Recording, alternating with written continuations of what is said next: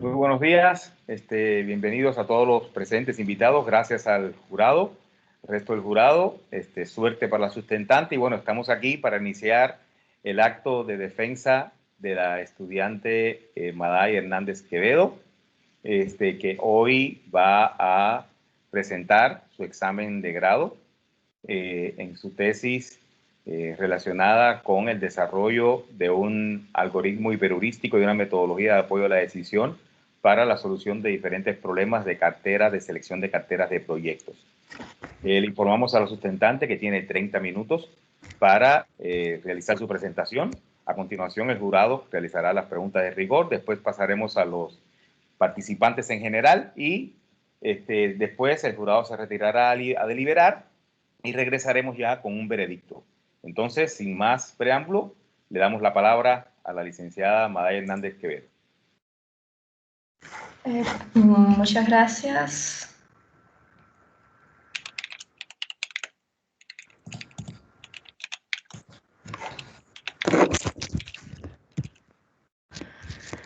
Como ya comentaba el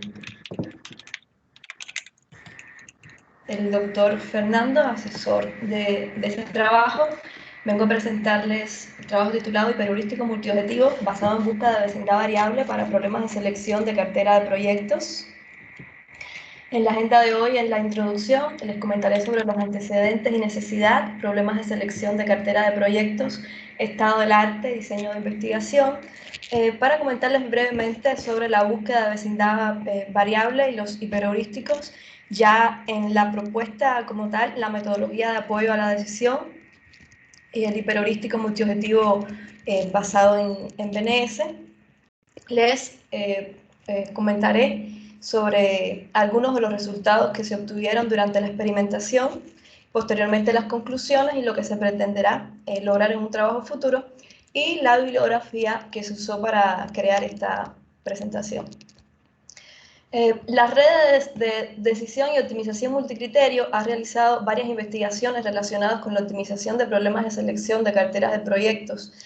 No obstante, estas investigaciones se han centrado en encontrar las mejores soluciones a problemas de selección de carteras de proyectos con características específicas y no se cuenta con un algoritmo flexible y adaptable capaz de resolver varios tipos de estos problemas eficientemente, y esto resultaría particularmente útil en organizaciones donde regularmente se lancen campañas para financiar proyectos y que estos cambien sus características en cada vez. Es recomendable entonces contar con un algoritmo que ofrezca buenas soluciones y no tener que hacer un modelo exacto o desarrollar un algoritmo específico para cada uno de ellos.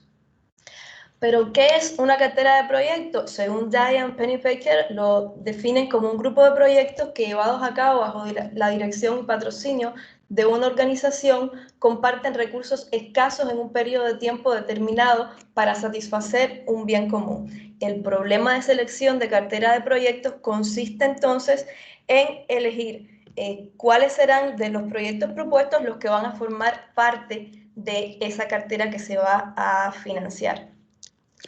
Los problemas de selección de carteras de proyectos pueden tener diferentes características. En cuanto a la vigencia en la cartera, pueden ser estáticos o dinámicos. En este trabajo solo se resuelven problemas estáticos, que son aquellos en los que todas las propuestas inician y terminan en un mismo periodo, mientras que en los dinámicos es posible iniciar o concluir un proyecto en diferentes momentos del periodo en cuestión. En cuanto a la asignación, esta puede ser total, que es el caso en el que cada proyecto solicita un presupuesto y este es asignado completamente o no, o puede ser parcial. En este caso, cada proyecto solicita un presupuesto dentro de un rango y si se le asigna el máximo solicitado, el beneficio esperado es el máximo, y si se asigna un presupuesto entre el mínimo y el máximo, entonces el beneficio esperado disminuye en una proporción que viene dada por la instancia en sí. En cuanto a la organización, este trabajo permite tantos niveles organizacionales como se deseen.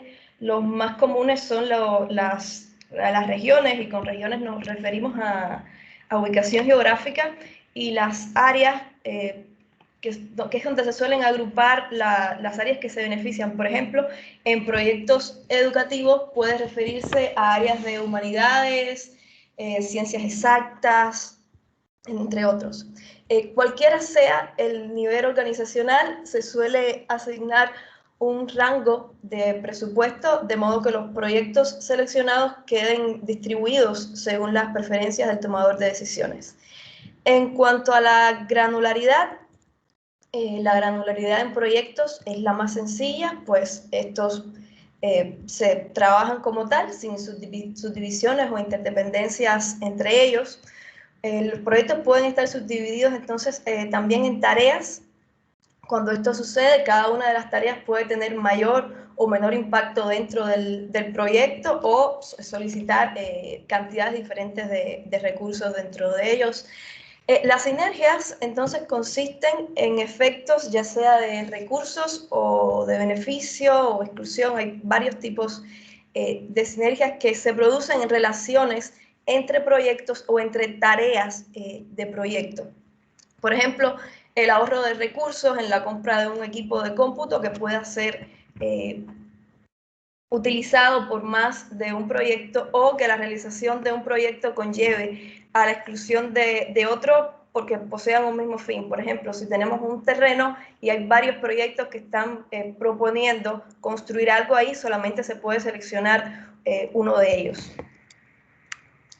Acá en esta diapositiva les muestro algunos de los referentes que se tuvieron en cuenta en esta investigación. Cada uno de estos trabajos busca encontrar la mejor solución al tipo de problema en específico que trabaja. Por ejemplo, en el caso de Arratia 2017, que vemos que posee todas las características que se mencionaron anteriormente, soluciona un problema en el que maximizan dos objetivos, que es la cantidad de proyectos en la cartera y el beneficio.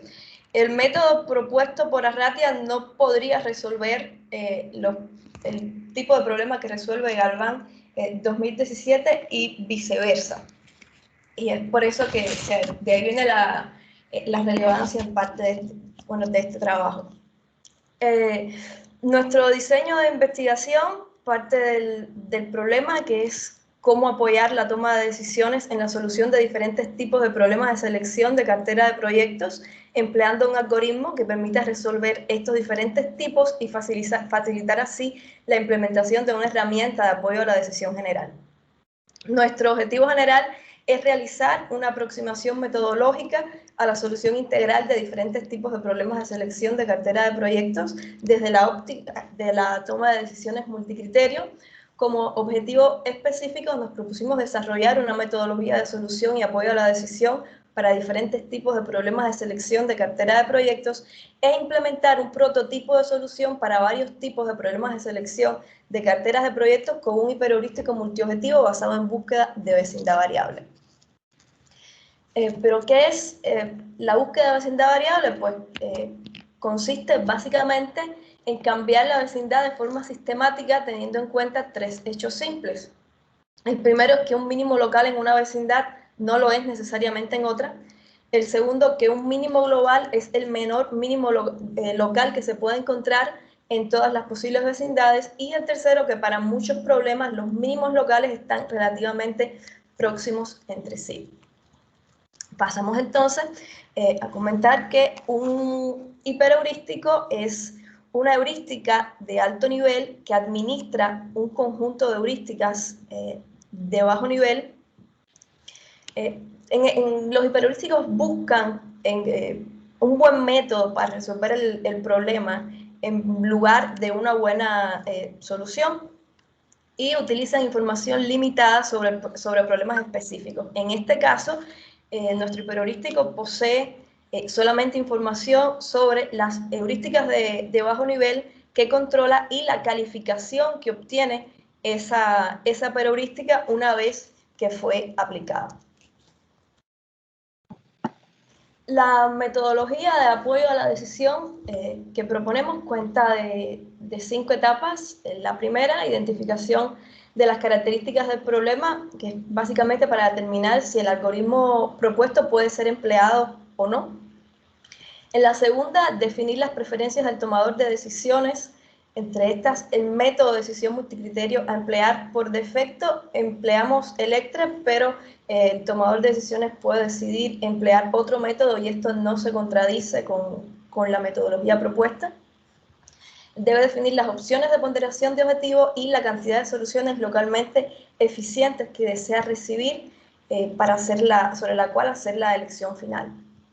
En la tercera etapa, ajuste de datos de entrada, consiste en adaptar la instancia al formato requerido por el algoritmo WHNSPP.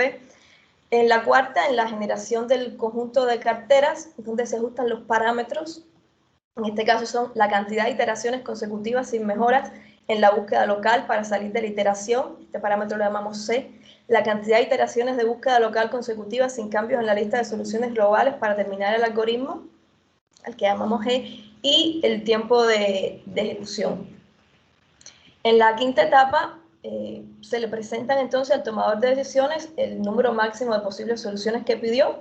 Este puede elegir una de las soluciones ofrecidas o decidir que desea hacer algún cambio en alguna de las etapas de la metodología.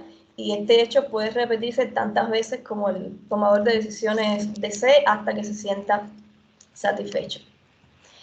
El hiperheurístico propuesto se basa en un enfoque mixto de Xiao, Xiang y Fu. Este está diseñado para problemas de un solo objetivo y aunque muchas cosas cambian en nuestro algoritmo, sí se mantiene el principio de agitar y búsqueda local. Partiendo de una solución inicial, se procede a la búsqueda local. Esta solución encontrada se agita, perturba, o sea, se le hace un cambio significativo intentando escapar a ese óptimo local y así este proceso se repite hasta que se cumplan las condiciones de parada del algoritmo. El algoritmo propuesto, WHNSPP, posee 2 listas de heurísticas de bajo nivel, HL para almacenar las que se emplean para realizar la búsqueda local y HA, que son las usadas en la etapa de agitar.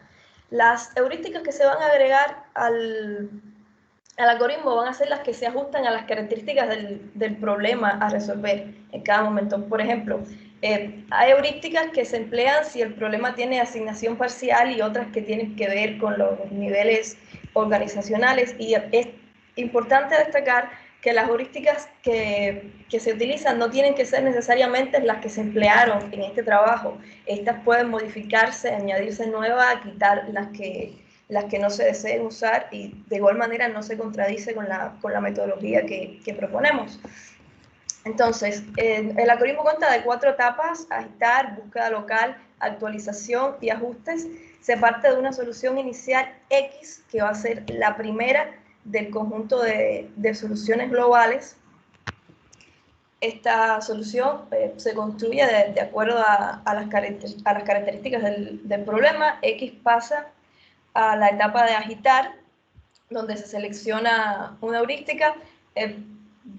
Vale destacar que las heurísticas de agitar se ordenan descendentemente de acuerdo a su rango y se elige cada vez la que mayor rango tenga, y si hay un empate entre ellas, se elige una al azar. Cuando todas las heurísticas tengan rango negativo, se restaura su valor inicial. Como inicialmente todas van a tener el mismo rango, simplemente ahora en esta primera iteración se utiliza una al azar, se selecciona, se aplica y se genera X', que va a ser la primera solución del conjunto de soluciones de búsqueda local X'. Pasando entonces a la búsqueda local, se tiene entonces esa X', que va a ser la primera solución del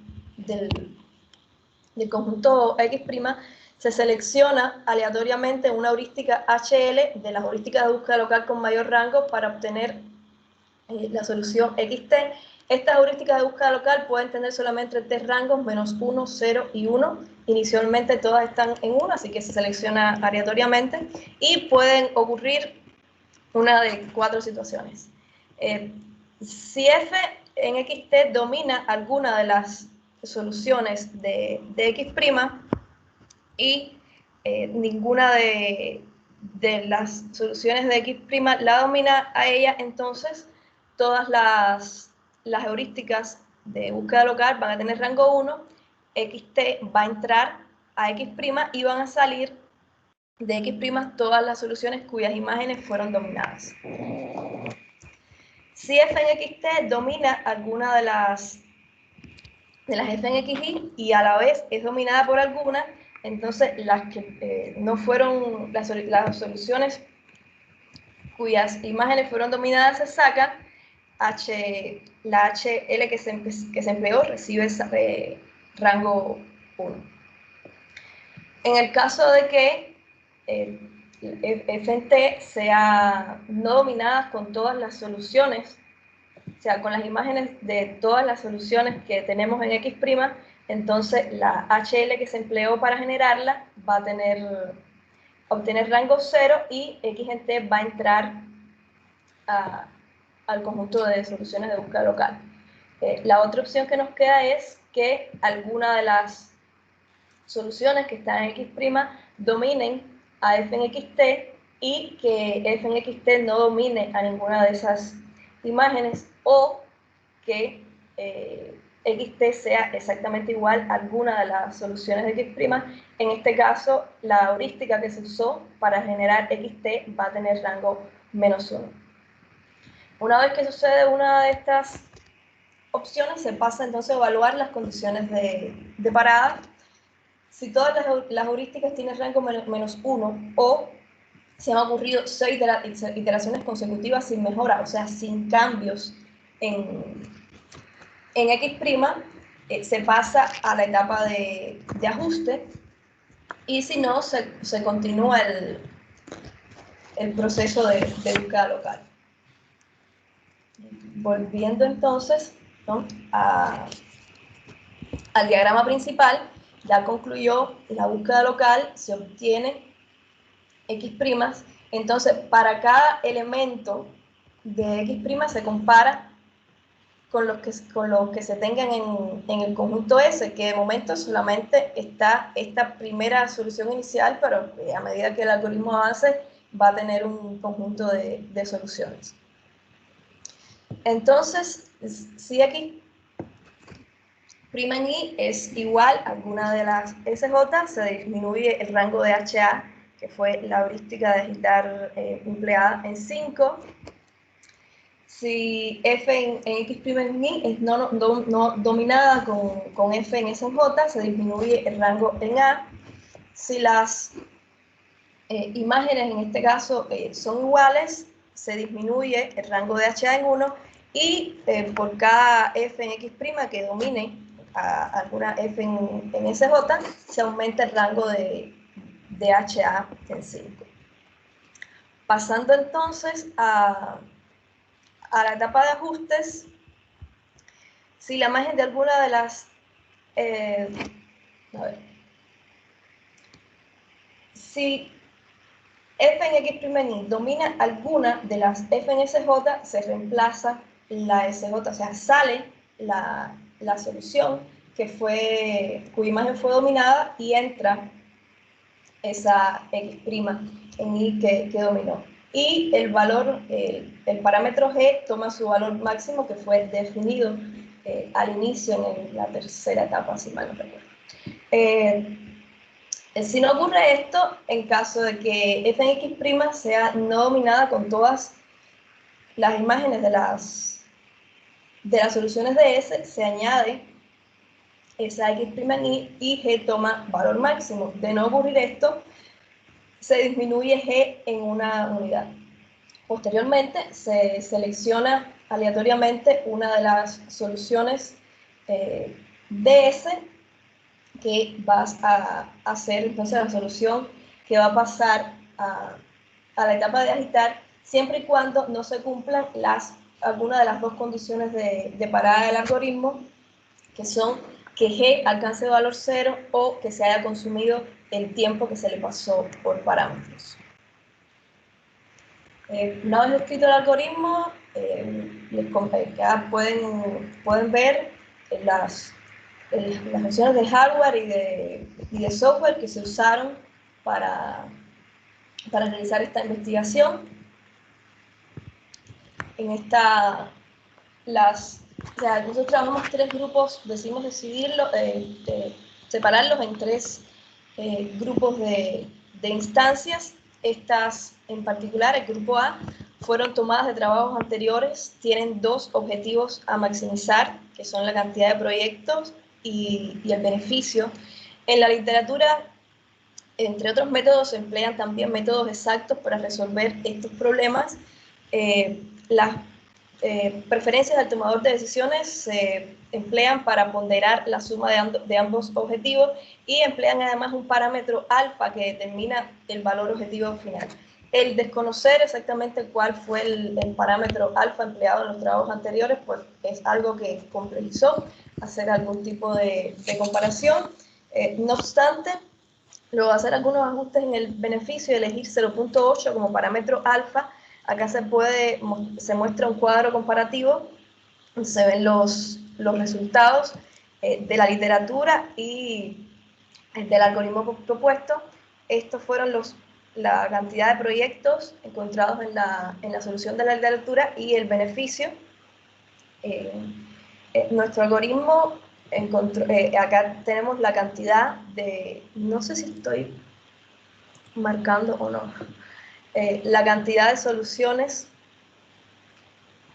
que se encontraron, la cantidad de soluciones en las que hay más proyectos que en la literatura, la cantidad de soluciones en las que el beneficio es mayor que en la solución de la literatura, el beneficio de la solución obtenida con WHNSPP para la misma cantidad de proyectos de la literatura. Por ejemplo, esta es aquí en la instancia 1, este es el beneficio encontrado para 67 proyectos y el porciento de beneficio obtenido para la misma cantidad de proyectos que en la solución de la literatura. Entonces, puede observarse que el peor beneficio se encontró en este caso en la instancia 6, donde solamente se alcanza el 83% del beneficio que encontró la solución de la literatura para 74 proyectos. No obstante, se encontraron 3 soluciones con más proyectos y una con mayor beneficio. En la instancia 11 se encontró el beneficio para 76 proyectos fue el mismo que encontrado en la literatura, y algo curioso de alguna manera ocurre en la instancia 5, donde aunque se encontraron 5 soluciones, ninguna de ellas obtuvo exactamente los 79 proyectos que se encontraron en la literatura. En esta imagen se muestra el desempeño de las instancias de búsqueda local y de agitar. Algo que se va a mantener es que la heurística de agitar que más se emplea es swap quarter, y es la que menos cambios hace en la solución, y esto coincide con el principio de que las soluciones localmente eficientes se encuentran relativamente próximas entre sí. No me voy a detener a comentarles sobre las heurísticas en sí, porque ya les mencioné que estas pueden variar, cambiarse, y no va a tener ningún problema, ninguna contradicción con el trabajo que se propone.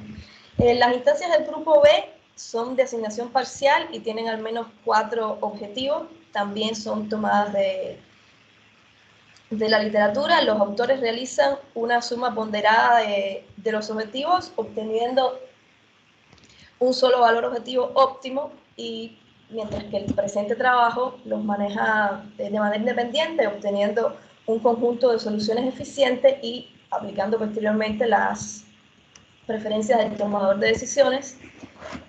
Acá puede observarse que el promedio de soluciones eficientes encontradas para las instancias de 20 proyectos y 4 objetivos, la variación entre la cantidad de soluciones no es muy grande y hay una tendencia a estabilizarse.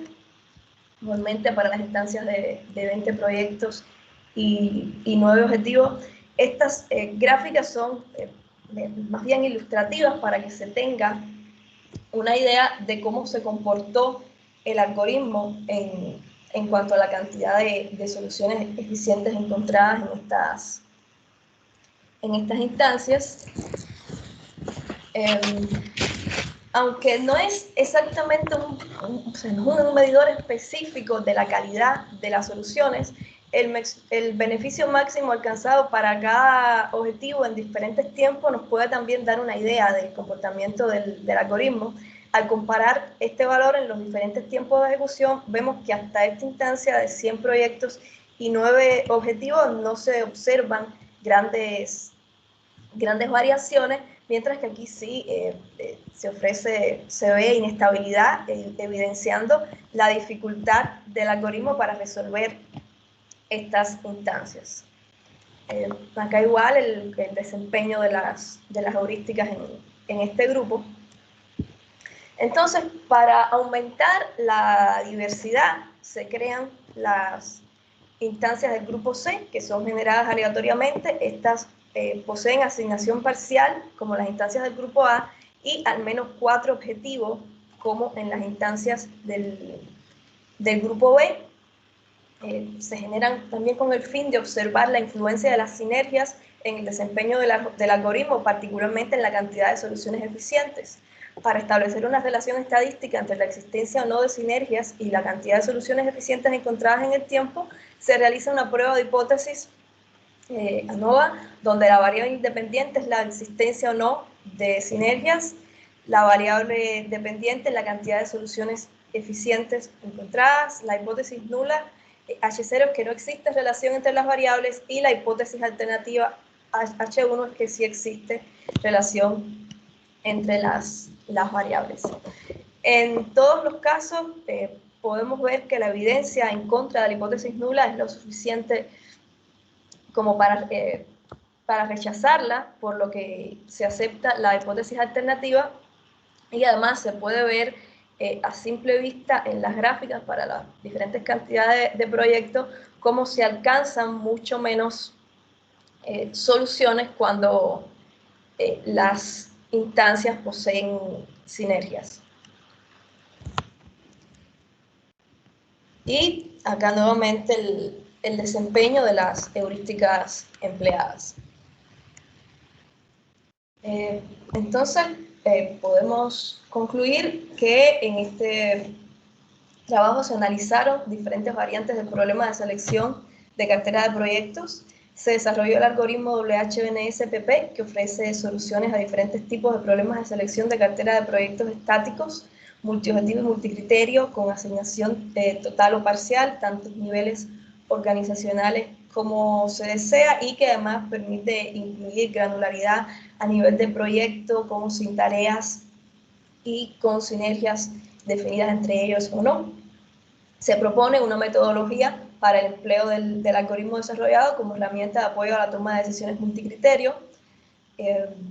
Nuestro algoritmo encontró soluciones localmente eficientes a las 140 instancias que se emplearon en las pruebas, y se evidencia que las instancias que resultan más complicadas de resolver por el algoritmo propuesto son se vuelven más complejas a medida que se incrementa la cantidad de proyectos, el número de objetivos y la cantidad de sinergias entre ellas. Y esto se mantiene en todos los tipos de problemas que se incluyen en la investigación. En el trabajo futuro nos proponemos desarrollar experimentos computacionales en los que se obtengan soluciones exactas a problemas con diferentes características, de manera que permita realizar un análisis profundo de la calidad de las soluciones ofrecidas por el algoritmo.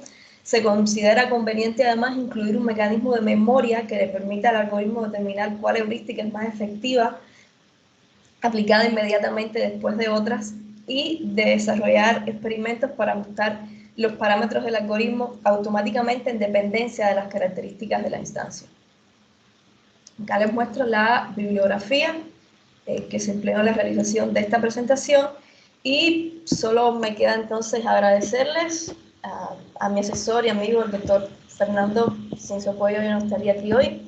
A cada uno de los profesores del programa por su tiempo y su dedicación y por transmitirnos su conocimiento en cada clase, y por supuesto a la institución de la Universidad Autónoma de Nuevo León, a FIME, al posgrado en sí. Fue un placer pasar estos 2 años bueno, algunos en sus aulas y otros fuera, y a CONACYT, que nos brindó el apoyo económico para poder realizar este trabajo, y a los presentes, gracias por su atención.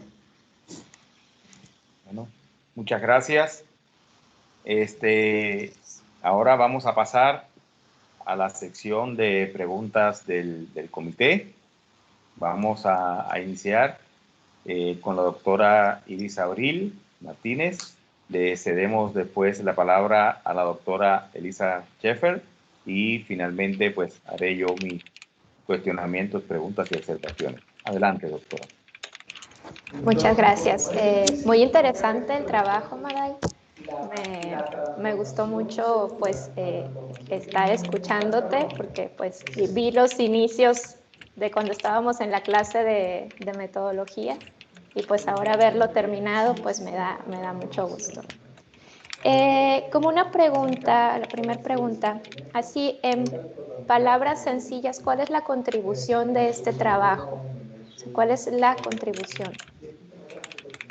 Precisamente una metodología que permite resolver con un solo algoritmo varios problemas de los que se puedan presentar, el no tener que acudir a buscar un método nuevo con cada problema de este tipo que aparezca en la organización.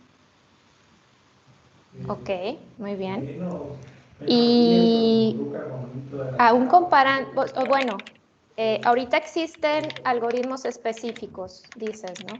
Para ciertos tipos de selección. ¿Contra ellos tiene alguna ventaja, aparte de que sea en general más robusto para resolver cualquier instancia? De momento, comparar la calidad de nuestras soluciones con esos algoritmos, o sea, debido a la manera en la que lo trabajamos multiobjetivo para luego hacerlo por algún método de selección multicriterio, eso complejiza un poco compararlos directamente. Fue algo que traté de explicar. Ok, correcto. Mencionabas ahí que las heurísticas que están dentro de tu algoritmo no afectan, pero ¿te referías a no afecta la validez del estudio o no afecta el hiperheurístico? Sí, a ver, el hiperheurístico realmente no sabe qué heurísticas él tiene. O sea, el hiperheurístico de acuerdo al sistema que tiene, él no sabe exactamente, él sabe que tiene un número determinado de heurísticas y sabe que, o sea, la puntuación que se le dio una vez que se aplicó, pero ni sabe qué heurística es. O sea, si se encuentra que una heurística no está dando buenos resultados para un tipo de problema en específico, se puede sacar y decidir no añadirla, o se pueden añadir heurísticas que ya esté probada que esa heurística ha sido muy buena, por ejemplo, en ese tipo de problemas específicos, y eso no se contradice con lo que proponemos, porque lo que proponemos es el algoritmo para seleccionarlas, no las heurísticas en sí, aunque sí diseñamos, o sea, sí se proponen varias de las heurísticas que se usan, pero no hay contradicción en eso. Sí, me queda claro, porque el mismo algoritmo va desechando, ¿no? Las que no, o sea, vaya, el algoritmo funciona, pero sí dependería de la calidad de las heurísticas que tiene. Exacto, las heurísticas si son malas, si no tienen buenos resultados, sencillamente las va desechando y no las va usando. Sí. Y las buenas las va usando más seguido. Ok, correcto. ¿Los parámetros cómo los manejaron o cómo los definieron? Los parámetros ya estaban, bueno, había uno que ya estaba definido en el heurístico que tomamos de referencia. Ya ellos usaban el parámetro de la cantidad de soluciones máximas dentro de la búsqueda local sin mejora. Y el parámetro G, si lo miras a grandes rasgos, viene siendo exactamente ese, pero en el hiperheurístico después de realizarse las iteraciones de la búsqueda local. El problema es que si pones un número muy pequeño del parámetro, por ejemplo, 6, si ese parámetro es muy pequeño, vas a obtener soluciones más rápidas dentro de la búsqueda local, pero corres el riesgo de no encontrar una solución en la búsqueda local lo suficientemente buena y salir de esa vecindad antes de tiempo. Y si lo pones demasiado grande, entonces va a tener demasiadas iteraciones sin mejoras y es tiempo perdido. Entonces ahí como que hay que hacer un balance entre los tres parámetros. Por eso lo que se quiere es justamente determinar en trabajos posteriores cuáles van a ser los valores de esos parámetros de acuerdo a las características del problema que se le está pasando. Ok, muy bien. Y una última pregunta, pero es más subjetiva, ¿no? ¿Cuál fue tu mayor reto dentro de tu maestría? ¿Fue la tesis? ¿Fue otra cosa? ¿O dentro de la tesis qué parte? Sí, la tesis fue algo completamente nuevo para mí. Yo soy ingeniera en telecomunicaciones, que no tiene mucho que ver con algoritmos y demás. Pero bueno, la clase de la profesora Elisa ayudó bastante. Esas noches sin dormir sirvieron de mucho. Muy bien. Muchas gracias, Maday. Cedemos la palabra a la doctora Elisa Schaeffer. Ok, yo voy a comenzar con una pregunta que ella ya sabe esperar. O sea, terminas una tesis, hiciste un muy buen trabajo, hay buenos resultados, hay un interesante algoritmo y tu equipo de trabajo está con, ok, vamos a hacer un paper. En retrospectiva, ¿qué consejo darías a tus compañeros sobre cómo estar adecuadamente preparada para este momento? ¿Qué te van a pedir y cómo tú vas a asegurar que tú vayas a tener eso? Mi consejo para los futuros maestrantes, creo que le llaman acá, tengan su YouTube abierto y suban sus resultados bien seguido. O sea, el momento que tengas algo, lo subas. Si lo cambias, Sí, lo subes. en cuanto hagas un Si cambio, creas una nueva versión, la subes. sí. ¿Y por qué? Porque luego hace falta un paper y necesitas tener todas esas soluciones, todas esas evidencias para mostrárselas a las personas que van a evaluar tu paper. Ajá. ¿Y por qué no basta con que los hayas tenido en una laptop, un USB, en algún lado así? ¿Qué te puede llegar a pasar que perjudica ese plan? Te pueden hackear todas las cuentas y hacerte un cargo por $1,200, o sea, ni sé cuánto a la tarjeta de crédito y tengas que formatear la máquina y perder todo lo que tengas en la máquina. O le lanzas una taza de café, o se te pierde la laptop en el metro, o se cae.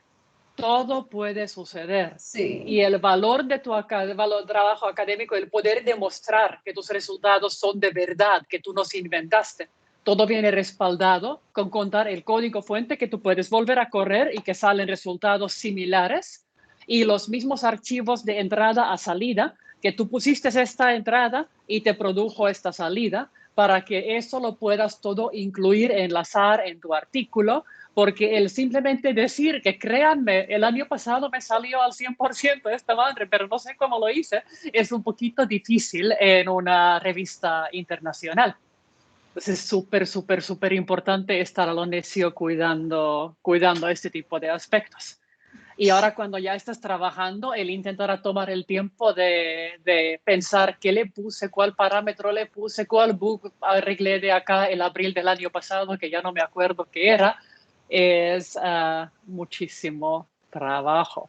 Pero aún así siento que deberíamos definitivamente hacerlo porque tú tienes un algoritmo muy prometedor, con resultados muy buenos, y ahí cuando me dejas de ignorar en Google Hangouts, pues ahí le movemos otra vez. Mero, ya terminas. ¿Qué otras cosas harías diferentemente? O sea, si tú pudieras ahora regresar al inicio de este proyecto, ¿hay algo que tú cambiarías? ¿Otro enfoque, otra manera de hacer las cosas? O sea, si tuviéramos la opción de viajar en tiempo, ¿agarrarías otros conjuntos de datos, otro tipo de método?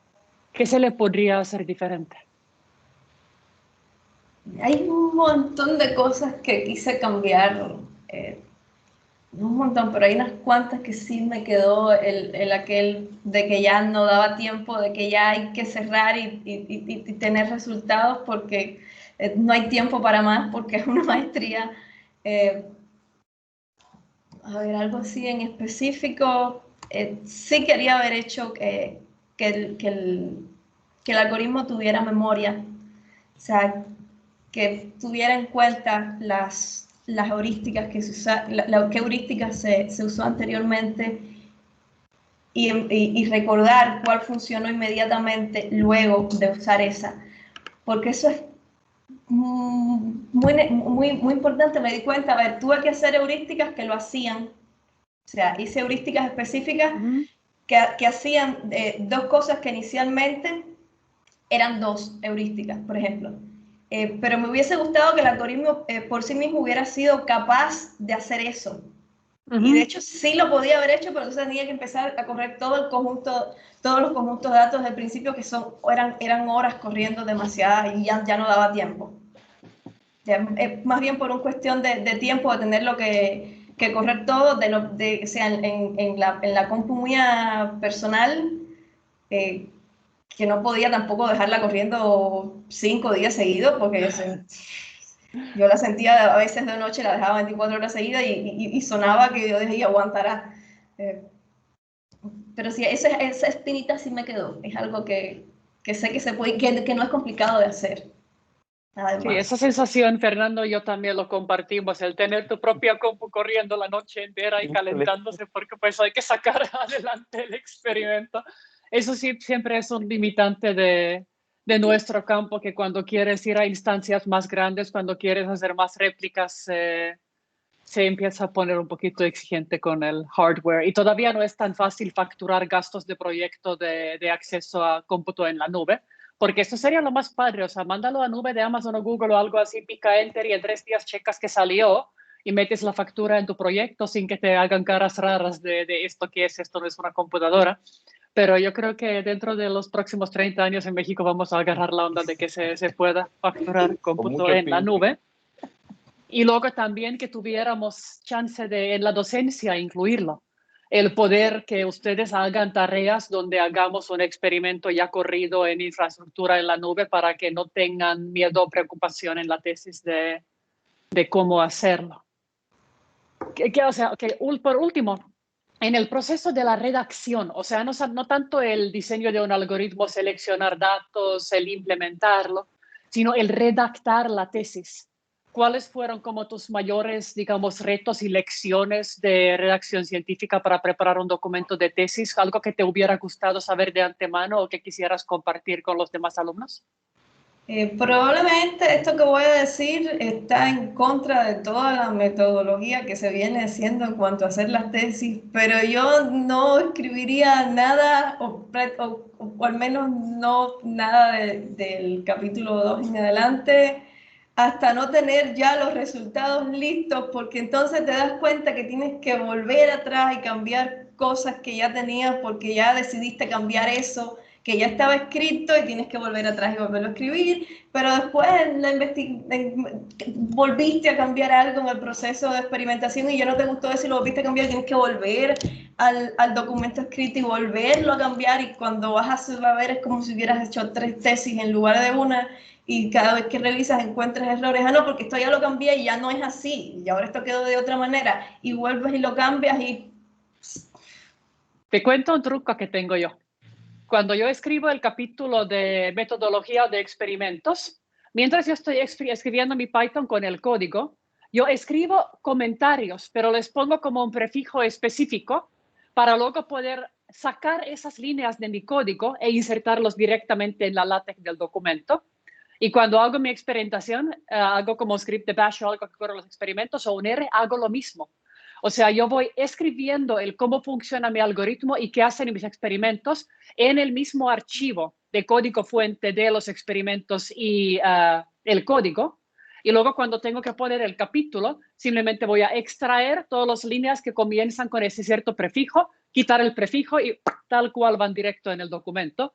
Y entonces no voy ida y vuelta entre el código y la descripción, sino voy extrayendo la descripción del archivo, porque sí cambias cada rato de opinión, cuánto valía el parámetro, a cuánto valía esto, pero una vez que hiciste la lucha de tener que ir ida y vuelta, te empieza a nacer la gana de automatizarlo, de no tener que hacer el search and replace, de dónde cambié que K ahora va a ser 13 en lugar de K era antes 2.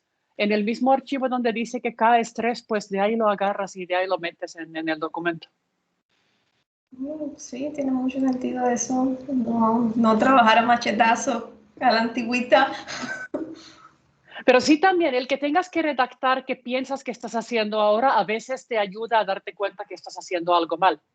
Y entonces si nada más lo hiciste y luego lo redactas, pierdes esa oportunidad de tener que expresar qué estás haciendo y en el intento de expresar qué estás haciendo te das cuenta que estás haciendo algo que no tiene sentido.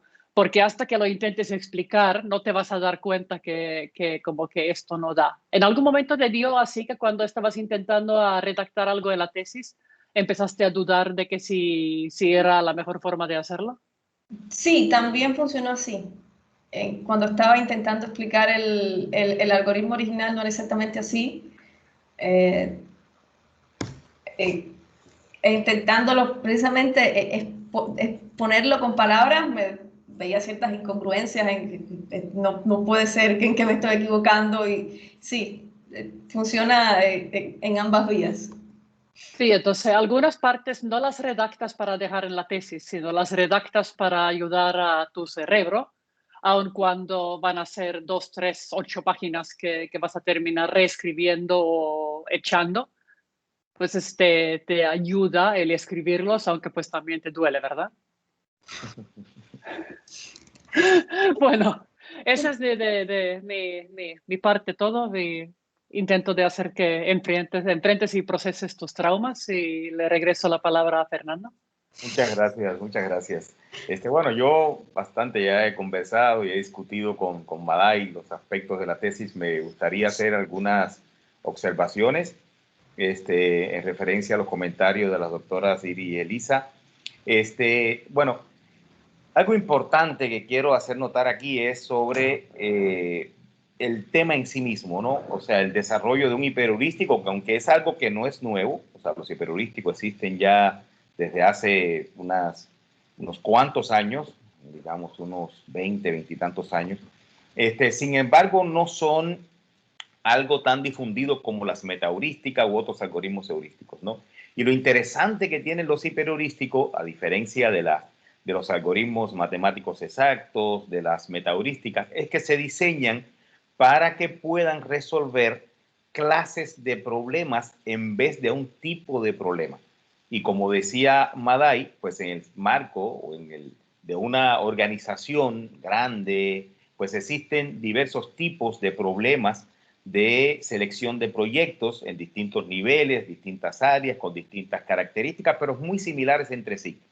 Y lo que buscamos es generar un framework que sea consistente para que la organización pueda contar con una herramienta para resolver estos problemas. Esto es algo que nos sucedió cuando estábamos con la red de optimización multicriterio, que teníamos diferentes grupos que aglutinaban la red, que trabajábamos en problemas similares, pero no idénticos, con distintos requerimientos, y realmente era un despapalle que teníamos para presentar los resultados, para hacer comparaciones entre los resultados. Otro reto que se presenta cuando estamos trabajando con algoritmos heurísticos es elegir las heurísticas. Y a veces no tenemos una justificación clara. Bueno, ¿y por qué tiene esta heurística cuando le hacen esa temida pregunta a un estudiante en la tesis? Bueno, porque me lo dijo el asesor. Y el asesor, ¿y por qué lo hace? Bueno, porque lo dicen en la literatura, lo escuché, me lo dijo el compadre. No sabemos realmente a veces por qué funcionan o cómo funcionan las heurísticas. Y en ese sentido, los hiperheurísticos son una excelente herramienta, no solo para resolver, porque no solo es para investigar, sino para resolver problemas. Para resolver los problemas, sino que también ofrecen un insight mayor de la estructura del problema, de las instancias, de la complejidad y de cómo pueden guiar y hacer más eficiente esa búsqueda heurística a través de las herramientas, ya que trabajan a dos niveles. En realidad, un heurístico resuelve el problema de optimización en el espacio de las heurísticas y estas utilizan como medidas de calidad las soluciones que van obteniendo. Entonces, es interesante, existen pues bastante hiperheurísticos, diría yo, no tanto como metaheurística, pero sí hay una literatura sólida, hay un campo sólido y ya maduro en ese aspecto, pero en primer lugar está muy sesgado hacia la selección monocriterio de heurísticas. Y en segundo lugar, pues también se trata de poner o de buscar utilizar metaheurísticas más complicadas, con parámetros que son difíciles de ajustar. Y lo que buscamos aquí fue encontrar un algoritmo que tuviese no muchos parámetros que ajustar, que fuese efectivo y que pudiese ser fácilmente adaptable a los propósitos que queríamos. Y eso fue lo que estábamos buscando. Madai tuve que pues, aprender toda esta teoría. Aunque ya tenía un algoritmo que estaba implementado, pues hubo que hacerle cambios para implementar toda esta parte multiobjetivo, amén de otros que tenía, ¿no? Entonces realmente es loable el trabajo que ha hecho Madai. El aporte específico está en la cartera de proyectos, o sea, en la solución de cartera de proyectos, donde probó que puede resolver este mismo algoritmo prácticamente sin cambios, o sea, se ajustó de inicio y se resolvieron diferentes tipos de problemas de una misma clase con el mismo algoritmo prácticamente sin cambio. Todavía muchas cosas para explorar otros problemas, para proveer soluciones heurísticas para métodos exactos para diferentes problemas, para investigar la complejidad de las instancias, para mucho y para resolver problemas de manera efectiva. Entonces, esto es una relevancia que tiene el proyecto. Sobre la parte del trabajo futuro, efectivamente, aquí quizás interesante, como dice Madai, es establecer qué es una solución importante de este algoritmo. Más que las soluciones eficientes que tienen, que es para medir, claro, del problema en cuestión que se está analizando, aquí las soluciones interesantes serían las secuencias de heurísticas que se utilizan para llegar a la solución. Y esas secuencias de heurísticas son las que tendría interés verificar, retomar, digamos, serían como carteras de heurística lo que estamos viendo aquí, ¿no? Pero en secuencia de heurísticas para resolver estos problemas, para utilizarlas con la memoria, tener ese banco de secuencias ya grabadas para aplicarlas e ir ajustando el algoritmo que sea cada vez más inteligente y que pueda resolver de forma más eficiente estos tipos de problemas de la clase que se seleccione. En cuanto a lo que decía Lisa, es cierto, o sea, hay que, esto nos ha enseñado no solo desde el punto de vista, digamos, académico, sino también práctico, hay que tener ciertas reglas para organizarnos, porque parte de esto, de las consecuencias de lo que decía Elisa era de lo anterior. Los trabajos pasados que tenían los resultados, pues ya los habían borrado, algunos solo tenían algunos resultados, borraron el código, borraron las instancias. Realmente fue muy difícil hacer una comparación con trabajos anteriores, porque no se tenía la información para tenerlo. A partir de aquí, pues nos damos cuenta de que hay que exigirle a todos los estudiantes, y eso es válido, qué bueno que se está grabando esto, para que tengan sus códigos, sus instancias, sus experimentos bien organizaditos, subidos en GitHub, no solo para las publicaciones, sino porque estamos en la obligación moral de que nuestros resultados sean aplicables, reproducibles y sean aprovechados por otros investigadores futuros. Entonces, pues no me queda más que dar las gracias al comité, a las valiosas observaciones y pasamos las preguntas ahora al público en general. Si hay alguien del público, por favor, que quiera hacer una pregunta, adelante. Pueden ir levantando la mano para otorgarles el permiso. Y el primero, bueno, puede ya empezar. ¿Alguien se anima o...? Creo que quedaron tan impresionados que nadie va a decir nada.